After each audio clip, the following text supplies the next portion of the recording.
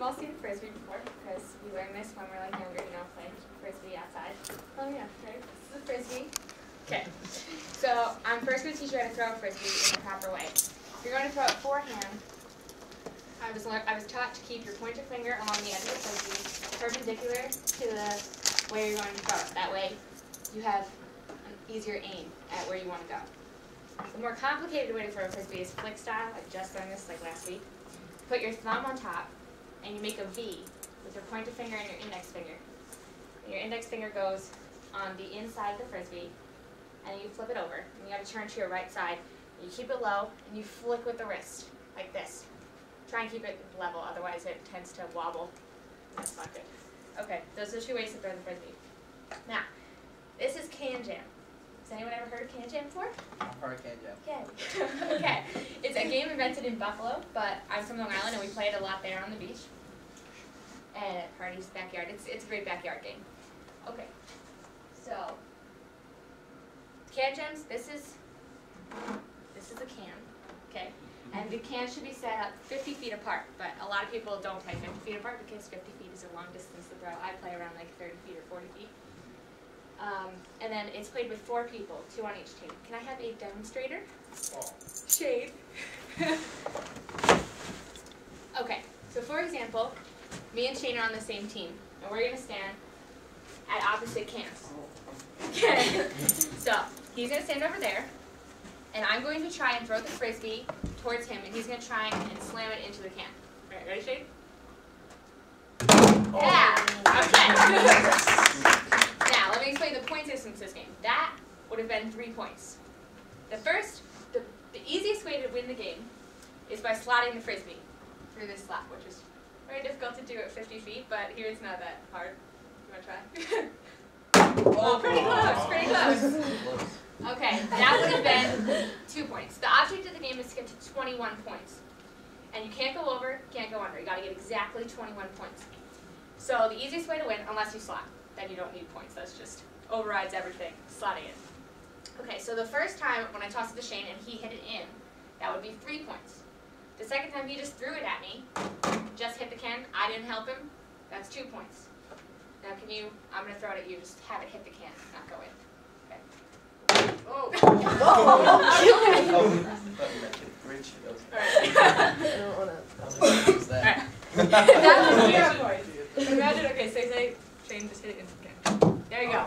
That would be 1 point if he helps me hit it into the can. So say, like here's a scenario. We're at 19 points, and Shane throws it to me, and I hit it in the can. Okay? We went over 21, right? So you subtract from 19 3 points, because that's what you would have gotten. So you end up with 16 points. And then you have to try and get back up to 19 again. So if we're at 19 points, and we want to get to 21, does anyone have any ideas of some options that me and Shane could try to win the game? A 3 point. No. 2 Yes. So what would he have to do to get those 2 points? Hit the can. Exactly. Or if we both have to go before the next team goes, what else could we do? You could just help him hit that, and then you have to help. Yeah. Help me Teamwork. twice. This sounded Twice. 2 1-pointers. Okay. You have to help with that, and you have to. Alright. Now also, proper way to stand when you're playing Can Jam, so that you can move around. I like to stand purposely to the right of the can, because sometimes, like Shane will throw it in the front, and you got to run like in front of the can, and then you end up over here, and you hit it in. Or you're in the back, so like sometimes you got to jump, you go like that. So you just got to be like this, ready for all directions. But the most optimizing throw would be to try and throw it right over the can. So like if Shane was standing there and I'm standing like this, I want him to throw it right in this general area so I can just go, bam, right in the can. So, alright, does anyone have any questions? Yes? Frisbee bounces off the ground, is it still a point?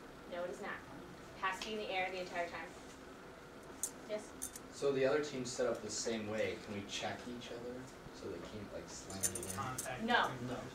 Actually, that's a rule. If interference is plus 3 points for the opposing team. So say me and Shane are playing a different team and I shove the player, they get 3 points. What if that puts them over? doesn't count. So basically, it's kind of like an RPG where you guys go and then they go. Mhm. So it's not like. So like, but you could play. I've played with like 8 teams before. You just rotate it. Each team Okay, that goes makes sense. one at a time. You're supposed to play with 4 people. So like me and Shane would go, and then say you 2 are playing, you 2 would go, and whoever gets to 21 first We wins. probably win. But you get redemption. So like, say me and Shane started the game, and then you guys had got to go, and like say we got to 21 first. You have Great. 1 more chance to get to 21. Okay, any other questions? Okay, and I suggest buying this game. It's a little expensive, but it's my favorite game ever. And we play at the beach. You could also play with 2 garbage cans. Obviously, you wouldn't have the slot, but like you play with 2 garbage cans, you could do the whole 21-point system and a frisbee. It's really easy, and it's a great backyard game. Okay.